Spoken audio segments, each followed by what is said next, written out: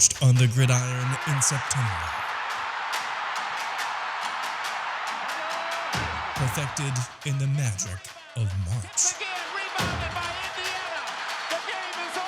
For the fans who love the crunch of the pads, prefer a dunk, and expect nothing but the best. It's Bigger Ten. Here's Steve Dace. And we're back after a week away at the Magic Kingdom and a much-deserved vacation, if I do say so myself. Bigger Ten is back on the air with myself, Steve Dace, Aaron McIntyre. Good to see you, brother. How you doing? Doing well. You ready to hammer this home on the way out of here for Thanksgiving weekend? I think so. There's a little bit going on. We have no shortage of material to talk about this week. So let's begin with the Big Five here on Bigger Ten. It was likely the biggest game in the Big Ten this year, at least the second biggest game until the conference championship game. That was Ohio State against Indiana. Indiana ranked this into the top 10 this late in the season. Aaron, had not happened since 1967. That's the last time they represented the Big Ten in the Rose Bowl. They were more than three touchdown underdogs against Ohio State. The way the game started, it looked like they were going to live down to those meager expectations. Ohio State got a stop and then went right down the field in 2 plays and scored a touchdown. But for the rest of the game, Indiana represented. They gave Ohio State, and we don't want to be condescending. We're not believers in moral victories here, but Indiana maybe has, 2 guys Ohio State offered scholarships to on the entire roster, but they had the ball with a chance to tie or win the game with a touchdown and a 2-point conversion in the final minute. Granted, it was an improbable scenario having to go the length of the field, but still, they took numerous punches in the mouth from Ohio State. They got back up every time, delivered their share. Michael Penix, I believe, just completed another pass against that Ohio State secondary, almost 500 yards. They had 6 sacks, forced 3 turnovers, but got no points off of those turnovers, which is odd in a 42-35 game. And if you look at the yards per play, because you do sports betting, that's one of the biggest metrics that handicappers look at to determine a power rating. Yards per play in this game was pretty even. So Ohio State gets the win, but I think Indiana made it much more interesting than anybody thought going in. Yeah, and I think like a lot of people, once there were a few turnovers there and Ohio State started to pull away a little bit, I took my attention away from that game and for some reason started watching Illinois versus Nebraska, which was more like watching a train wreck, which is entertaining in its own right. But huge credit to Indiana, and we talked about how they could be a surprise team going into this year. Not really a surprise at this point, but they could give some people some serious problems. And for the most part, they lived up to that. I can't really say a whole lot more than what you said, but going forward for Indiana, the season is not over yet. We don't know what the bowl scenarios are going to look like. We just don't know any of that yet. That's got to be really encouraging, and this is definitely so far. I don't think you can debate it at this point. This is definitely a jumping off point for Indiana. If they want to be a serious, I don't want to call it contender, but just a fly in the ointment at the very least in the Big Ten East. You look at Michigan and Penn State. Who could be that team in the future here in the coming seasons that could maybe take advantage of those 2 programs' downfall, or at least seeming downfall at this point? You have to think Indiana's at the top of that list right now. If nothing else, to me, the playoff rankings come out. We're taping this on Tuesday. The first playoff rankings come out tonight. Indiana, A&M, Texas A&M, Florida. Those 3 one-loss teams ought to be the highest ranked one-loss teams in the country, and it's just a matter of which order you want to rank them in. If you thought Indiana was a top 10 team going in, you certainly have to think they are right now. Like, you can't keep Ohio State in your top 4 and not give Indiana respect for taking them down to the final play of the game. So the Hoosiers earned a lot of respect in that game, no question about it. Now let's go to a team next that just deals in disrespect. And I don't know if you saw the aftermath of what Pat Fitzgerald did to ESPN and the ABC crew. And you know me, I have a massive man crush on Pat Fitzgerald. I love that dude. And for him to go in there and say, hey, we're the Fighting Reese Davises, because Joey Galloway on ESPN, said the previous week that, hey, it looks like Northwestern's got a lot of guys that look like you, Reese, which he meant slow white guys. And if the situation was reversed, whoever said that would get fired, obviously, okay? But he meant, hey, they got a bunch of slow white guys, and Pat Fitzgerald threw that right back in the ABC ESPN crew's face. And said, hey, tell Joey Galloway, hey, thank you for the motivation. That was all the motivation we needed. And suddenly Graham Mertz, I guess when he's not going up against, I don't know, maybe the two worst secondaries in the entire Big Ten Conference. He's immortal. Suddenly looks like a guy making his first year as a starting quarterback, right? 17-7 Northwestern probably wins the game of the year in the West Division now. They've already beaten Iowa. They've already beaten Purdue. They've already now beaten Wisconsin and Nebraska. So when you look at what they have already managed to do, I mean, they're way in the driver's seat in the West Division. And you're talking about a program now that was in first place in this division, went 8-1 in the Big Ten in 2018, then went 1-8 last year. And now this year is gone from first to worst to back to first. What do you make of the job Pat Fitzgerald has done? And he's clearly a contender for National Coach of the Year. I hate his guts. Next. No, I mean, this is, what can you say? What can you say at this point about Northwestern? It wasn't like that 1-8 was just the entire team sucked. They just didn't have anything resembling a competent quarterback. Can I put a clarification on what you just said for a second? Northwestern, I believe, lost 4 games last year when the opponent scored 21 points or less. In today's college football, that is outstanding defense. To give up 21 points a game in this era of spread offenses. And I mean, they lost a handful of games last year with the other team only scoring 21 points or less. That just shows how bad they were at the quarterback position in 2019. Exactly. And the Reese Davis thing, that's hilarious. You should laugh at that if you're any sort of college football fan. You can only do that, though, when you have an identity as the team. It's one thing for Mel Tucker to run his mouth before the Michigan game, which he, albeit ended up winning, but it's one thing for a new coach to come into a culture that's basically cratered like in Michigan State and start throwing around the team down the road. It's another thing, though, when you have bulletin board material, when you've already got an identity established.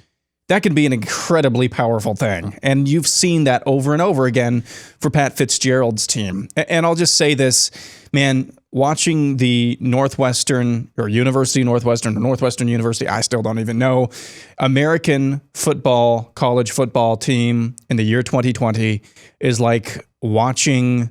Here's what it's like. It's like getting a root canal while getting a proctology exam, while getting acupuncture, while getting a massage. I mean, it's slimy but satisfying at the same time. It's terrible but satisfying to watch at the same time. And they just get the job done. Northwestern football's motto, pimpin' ain't easy, but it is necessary. So they're the Northwestern of the Midwest, or the Stanford of the Midwest, I should say, but they don't have Stanford's talent. That's obvious. And so if you're going to have a developmental, just smart culture like that, and you're not going to have Stanford's talent that they at least have the ability to pull in or have in the past, you're going to have to take your wins any way they come. And I think Pat Fitzgerald and the rest of that team have completely bought into that. They don't care if it's ugly. They don't care if it's nice. They just want to win, and they win a lot. They are now, 5-0 in the Big Ten. And I think they've only done that like once or twice in all of school history. And only one game this year did they get above 320 yards of offense, which is anemic by today's college football standards. All right, let's from the good to the bad. Let's go to Penn State. What is happening there? Last week, Penn State became the first team in the AP poll since Pitt in 1984, the year after they lost Dan Marino and a bunch of guys to the NFL. They still started in the preseason AP poll top 10 and then started the season 0-4. That had not happened before in college football until Penn State did it a week ago. Well, now they get to not have to share this dubious distinction with anybody. They are now the first team in the history of the AP poll era, Aaron, which dates back to 1936. They are the first team in the history of the Associated Press College Football Poll to begin in the preseason top 10 and start a season 0-5. They are the first Penn State team ever to start 0-5. They tried to start Will Levis, who is, I guess, the fullback turned quarterback. Doesn't throw it much, but he does like to, like Larry Zonka, put his head down and barrel his way through the line of scrimmage. They tried starting him for a spark against Iowa. That didn't work. They ended up bringing Sean Clifford back in the game. He at least made it respectable, I guess, at the end. But they're not having a good recruiting year this year either. At least, I mean, most programs would love Penn State's recruiting class, but it's not the type of class Penn State knows on a perennial basis it probably needs to land. What's going on here? Is it just, do you just say, hey, they won 11 games last year, they were in a New Year's Six bowl, he had won 11 games 3 years in a row. It's a COVID season. Micah Parsons opted out. Their running back, Journey Brown, had to opt out. Then they had injuries. Now Pat Freiermuth is out for the year. It's just an outlier COVID season. The guy's got a ring. He's beaten Ohio State. He's gone to New Year's Six bowls. It's just an outlier, and we'll see you next year. Do you do that, or are you concerned? So I think one of two things is happening here. I think, go back to the end of last season, James Franklin's name was tied a lot to I believe it was the USC job if that came open. Yep, it was USC. And so that tells you one thing. I don't think his name would have been out there quite as much as it would have been, or it was, unless there was some real possibility that could have happened had the dominoes fallen correctly. So you already have a coach. I'm not sure if he's still as bought in as he was when he first came to Penn State. So I think you have one of two things happening here. Something systemically wrong is going on with that culture right now. Or two, they've just collectively agreed that we're just kind of going through the motions this year and not really playing for anything. I mean, let's just be honest. After you drop that game to Indiana, you got a bunch of 4-star guys, a few 5 stars maybe on that roster, and you tell yourselves, guys, we could really try to pull this. It just tanks you. It just tanks you if you've got those. In other words, like every game's like they're the disappointed team in some mid-December Fleabag bowl. Yeah. And every game for them is like that, is what you see. Yeah. Okay. So systemically, something could be going wrong with their culture. Who knows? I haven't really seen any stories about that. There was a story out the other day. I don't know if you saw that about some player being instructed by he told James him not to Franklin. talk to the cops. Yeah. So there could be something like that going on, or that just could be a collective unspoken, let's just get this season over with and take our licks now and get them next year. I tend to think it's the latter. I tend to think it's the latter because you don't win 11 games one year, even if your name is connected to some other coaching search. You don't win one game. There are 11 games one year, and then you have some attrition, but you don't have this much of a drop off the next year, unless it's just a fluke. So I tend to agree that it's probably just a fluky season. At least that's how they're looking at it. All right, we went from the good, the bad, now to the ugly. Nebraska football. What was that? After beating Penn State and really ending Penn State's season in a moment that I think a lot of people thought, hey, this is the signature win, the establishing win that Scott Frost needed. The defense played somewhat well. After that's been a struggle on that side of the ball for several years for Nebraska now. They busted out the black shirts at practice in reward for that, which they hadn't done at Nebraska in quite some time. And then they put on the black jerseys against Illinois on Saturday, and it looked like they were fittingly dressed for a funeral. They got absolutely housed by the Illini, who had well over 200 yards rushing and passing. They were never really in the game. They were dominated pretty much stem to stern. The other problem you have to worry about is, you went to Luke McCaffrey there thinking the future was now at quarterback. It's pretty clear from a passing perspective, he's way behind Adrian Martinez in terms of development. So do you go back to Martinez now? I mean, if you're a Nebraska fan, you have to think, we're never going to get this right. I mean, it just seems like we can't sustain any momentum here at all, Aaron. I don't know what the answer is for Nebraska right now. There's so many weird things about this year, but this is just another shrimp on the Barbie. I think for the notion that Scott Frost is just not the guy for the job. He is not. Let's say he's not ripened yet, or at least enough to be able to take on a project that Nebraska was when he got there, and in a lot of ways still is. They've recruited fairly well, but there's just something with that culture where there's just some signals crossed, or just systemic issues with how the coaches are able to reach those players. I think really what it looks like to me, just from the outside looking in, I'm not a Nebraska fan, I'm not in Nebraska media, but this looks like what it would look like if coaches as a whole on your staff are not able to relate really well to develop that trust, to develop the kind of trust that's needed with your players to be able to yell at them, get on them. There's just not a trust there amongst the players and coaches. And I just don't know how you regain that. This is the fourth year of Scott Frost now. I just don't know how you develop that, how you regain that, how you recapture that, especially with a coaching resume. He did great at UCF, but I'm not sure how you regain that with a resume as relatively thin as Scott Frost has as a head coach. One final thing here in our Big Five on Bigger 10. Now, we'll have more about this as we get into wintertime, but college basketball begins this week. Aaron, I know you were excited. Iowa, the preseason favorite in the league, their preseason top 5 in the AP poll. It's probably been a long time since the Hawkeyes have been ranked at that point that high in a preseason poll. Maybe going back to the B.J. Armstrong, Roy Marble days.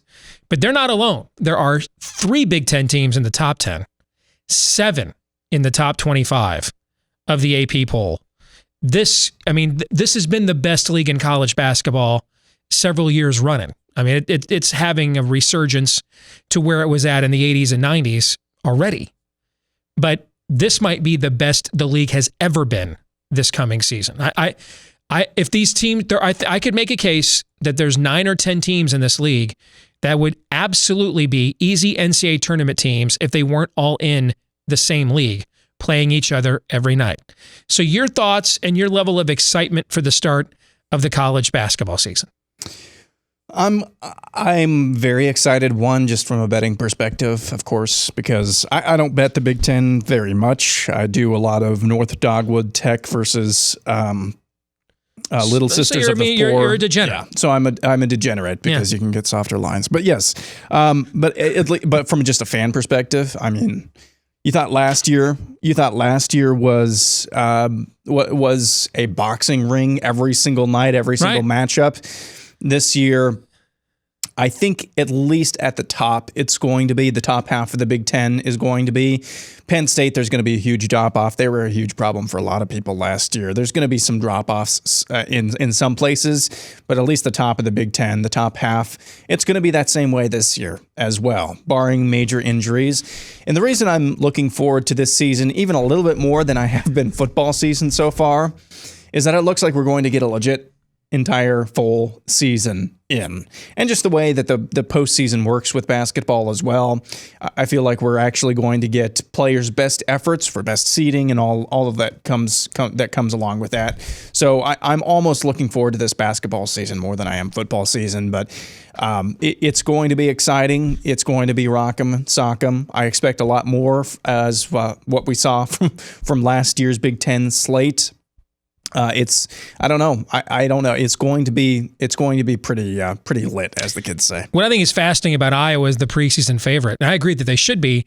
They're just built totally differently than like every other team that's going to challenge them. And they're built totally different from what Big Ten basketball has looked like probably since the late 80s. I mean, this isn't the late 80s, early 90s, get up and down the floor, first one to 90 wins kind of a team. This is not your traditional Big Ten basketball where it's a circus of flying elbows and defense reigns. You know this better than anybody as an Iowa fan, that defense is often optional in the Fran McCaffrey era. Now, last year they went from repugnant to functional okay? But they still weren't good. But the amount of firepower that they are going to put on the court, if we could use a football analogy, it would be like putting a Lincoln Riley Oklahoma team with no defense in the Big Ten. And just to see, could they put up, just boat race teams on one end of the field or could Big Ten teams get them to have to play in a phone booth? You know what I'm saying? That's what it's going to be like a lot of nights with Iowa, the conflict of styles. And then without having the opposing crowd, to deal with when you go on the road, it's hard to impose your style on the road when you want to speed the other team up away from home. But you're not going to have 15,000 fans intimidating the referees and screaming at you the entire time like you do in a typical season. So maybe this is the right year for a team to try to win our league for the first time in a long time on the offensive end of the floor. Anyway, we'll have a lot more to say about basketball, obviously, as we get into winter, but we'll come back. Play our weekly game of Big Ten Would You Rather here on Bigger 10 next.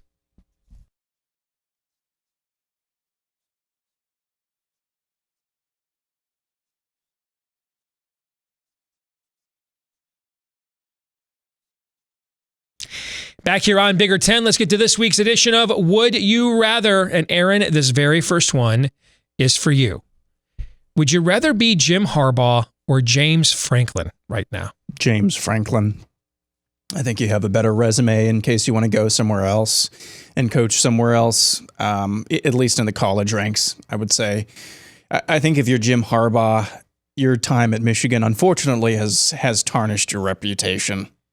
I'm not sure, and you tell me as a Michigan fan, I'm not sure how you can come to any other conclusion than that. The expectations were so high. And I don't know when really the downfall of your program started with Michigan, and I'm not trying to toot my own horn, and I'm not trying to rub salt in the wound, although I don't mind doing that. But it just seemed like the Michigan program lost something in 2016 when they came into Iowa City. I think it was 2016 when they came into Iowa City, knocking on the doorstep of the college football playoff, and then you just something happened then, and you had some good wins, some great wins after that actually, but something just isn't right there. And for the expectations that he came in with and to not live up to any of them whatsoever, I think your reputation has been greatly tarnished. Whereas with James Franklin, you can chalk this year up to being a fluke or a one-off. Unfortunately, with Michigan, it's just like, it's another shrimp on the bar, just because the expectations and perceptions are different. Okay. This next one is for you. Would you rather be an Iowa or Wisconsin fan right now? I'd rather be an Iowa fan right now. I think that both teams have highly ranked basketball teams in the preseason AP poll. But Wisconsin has been a regular in the top 10 or 15, going back to the ascendancy of the Bo Ryan era, so more than a decade. Iowa has not been this high. And, it was just a couple of years ago, there was a lot of talk about even whether to retain Fran McCaffrey at all, remember? So this is something new that you get to experience as an Iowa fan. Also, if you're a Wisconsin fan, you kind of have to feel like your football season is over right now. You didn't play 2 games. You came back. You got a fool's gold win against a terrible or uniquely terrible by their standards Michigan team. And then you got a major wake-up call against Northwestern, which, because that's a divisional game, really means you lost twice, because now you need Northwestern to lose twice in order to pass them up. That's if you can win out. But now you have to wonder if you're playing next week or this coming week, given what's going on with COVID in the league. And if that game gets canceled, then Wisconsin cannot meet the minimum threshold by which to qualify for the Big Ten West. Meanwhile, you see Iowa, after probably the worst offseason any team in our league has had since the Sandusky scandal, is what Iowa went through this year with all the race talk. To come back from that, start 0-2. Boy, if there was any team in our league that had an excuse to fracture and lay down, it would be Iowa after that. Instead, they have come back strong. And they've got momentum now to finish the season out with. So I think right now I'd rather be an Iowa fan. All right. For you, Aaron, would you rather be Iowa with the target on its back, talking basketball now, or one of the other 6 Big Ten teams ranked in the AP preseason top 25 of college basketball? I'd rather be Iowa right now because I want early in the season, especially, but I just want to see how you do with pressure on your back.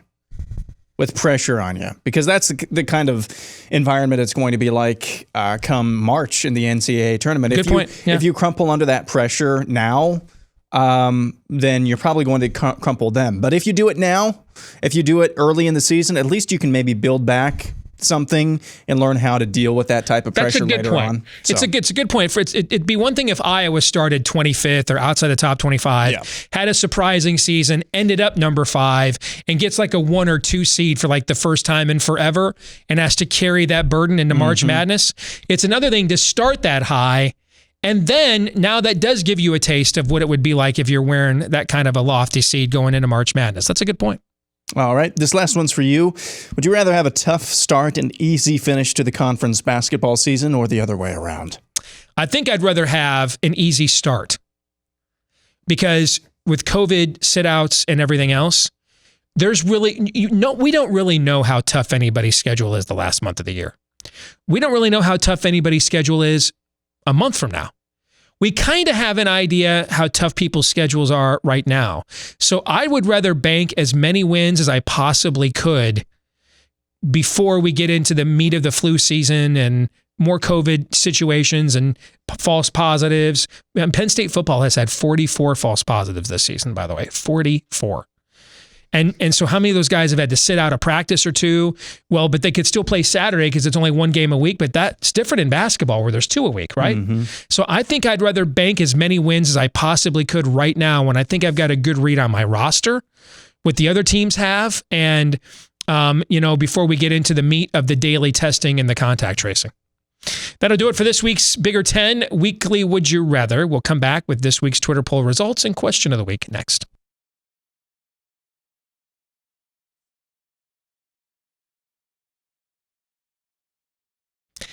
This week's Twitter poll result, we asked, do you think a Northwestern Ohio State Big Ten title game is now inevitable after this week's results? And look at these votes. I mean, this is a Philadelphia-like drop-off here.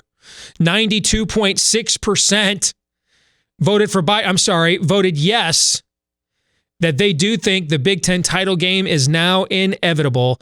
You hasten to say anything. Or you hesitate, I should say, to say that anything is inevitable in 2020, Aaron, but it does kind of look like Ohio State Northwestern is inevitable. Yeah, barring like missing the rest of the season for COVID for both of these teams. Right. Who's going to beat Northwestern? Who's going to beat Ohio State? Yep. Don't really see a loss on either of those. They've each got to lose twice. Yeah. So that's, I think at this point, barring a pretty good possibility at this point. Barring COVID doing what it has done all year long. Yeah. Yes. Yes. All right, let's get to this week's question of the week. Jacob says, how many Big Ten football coaching seat changes will there be after the season? Well, a few weeks ago, I would have said if you put the over-under at 2, I would have taken the over. I would have said Lovie Smith, Jim Harbaugh, and Kirk Ferentz. Now, if you put it at 2, I think I'm taking the under. I think Lovie Smith will survive, particularly after beating Nebraska.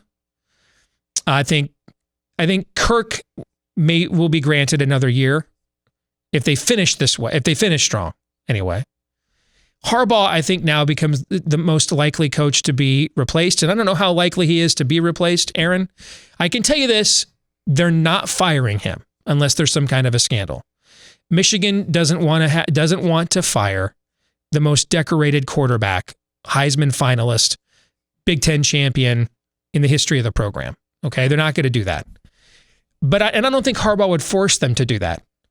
I think if they lost to winless Penn State Saturday, I could absolutely foresee a scenario where there's some kind of an amicable divorce. They get like 60 or 70 burgered against Ohio State. I could see that kind of a situation. I think the Harbaugh situation is very fluid right now. Yeah, and I'm not sure if Penn State, I'm assuming Penn State where James Franklin would be. Yeah, I just don't see them doing that. Next year at this time, if they're a 4 or 5 loss team, in 2021, then I think there's going to be a move there. But I think they're going to just chalk this up as COVID an anomaly. Yeah, who knows what might happen at Nebraska too? I think it's going to be easy for a lot of administrations to not want to rock the boat right now. Yep. I think they're going to see it as well. It's going to be easier to sell hope next year with just being able to chalk this up as a. I think Michigan's the one year. exception where they can't do that because the fan base was already turning. Sure. And you get 50 burger, you lose to Sparty, you get annihilated by Ohio State again, and then you have to start doing the math the other way, which is, hey, I'm the Michigan AD. I need next year to be a monster year fiscally to make up for this year. Yeah. And if my season tickets are slow, if my suite sales are slow, then it starts becoming, what does it cost for me to keep Harbaugh because of the financial hit it could be for me, all of next offseason. Yeah. I think he's the only coach in our league right now that is in that situation where the COVID dynamic could actually work against him. Okay. I think anybody else that we were thinking is having an off year or a tough year, the COVID dynamic probably adds to their job security. I think in Harbaugh's case, because Michigan needs such a high yield out of him to justify that salary, that I think it could work the other way, which is I got to sell out a stadium of season ticket holders on this guy, and we're not getting there, But that's fluid. I mean, if they beat Penn State, beat Maryland, if they're respectable against Ohio State, go to a bowl game. I think the situation, people are like, hey, it was a really young team. It is a very young team. Everybody's coming back. Pretty much everybody is coming back. Maybe they finally found their quarterback. You give it another shot. But if they lose to Penn State and or they get mollywopped by Ohio State again, whatever howls you thought you heard after the Michigan State defeat are going to be even louder in those circumstances. So I think you answer the Harbaugh question almost week to week right now. Yeah, so just wait another 2 weeks. We've heard that at some point this year, I believe. Yeah. All right, that'll do it for this week's edition of Bigger 10. Don't forget to like, rate, subscribe, 5-star review, whether it's iTunes, YouTube, Stitcher, Google Play, no matter how you access us. The more of those you do, the more it helps the show to grow, helps to spread the word to other Big Ten fans just like you. All of you have a happy Thanksgiving. If you're healthy and your loved ones are healthy, do not hesitate getting together with one another. Obviously, if you're sick, stay home. All right, but if you guys are healthy and if no one has COVID, no one's getting COVID by getting together with people who don't have COVID. So in that scenario, enjoy your Thanksgiving. Have a great holiday. We'll see you again next week right here on Bigger 10.